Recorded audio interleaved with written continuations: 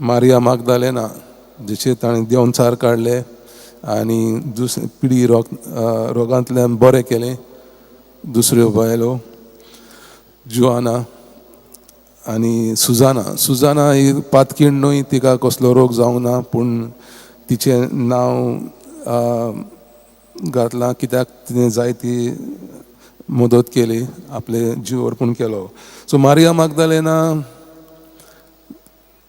देंवचारांतल्यान पातकांतल्यान जेजून बक्षिली आनी ती तिची खरी शिस्त जाली. ती तिच्या बरोबर आसली.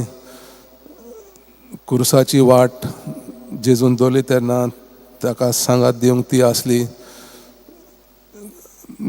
कुर्सार मारल्या उपरांत तुय ती आसली. ताका निकी पिलो तेन्नाय ती आसली. आनी तिका आनी पुनर्जीवन जालो. जेजू पुनर्जीवन जालो. तो स्वर्गाक चडलो ती पळोवंक ना, पूण तिका ती संदी मेळ्ळी पुनर्जीवन जाल्ल्या जेजूक भेट दिवंक. दुसरी जावन आसली जोआना, हेरोद राजाच्या कारबाऱ्या खजिनदार चुसा म्हूण ताची पोतीण.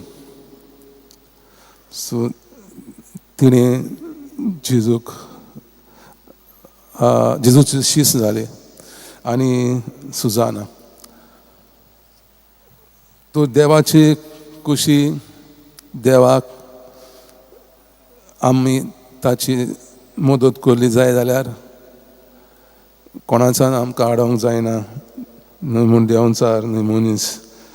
आनी जेजूक देवाक आमची प्रत्येक जाणांची गरज आसा. आमच्या सदांच्या जिवितान कामाच्या जाग्यांनी जाता ते भाशेन आमी जेजूचे खरे शिश्य म्हूण परगटूंक जेजू आमकां आमच्या बरोबर आसा म्हूण भासायता.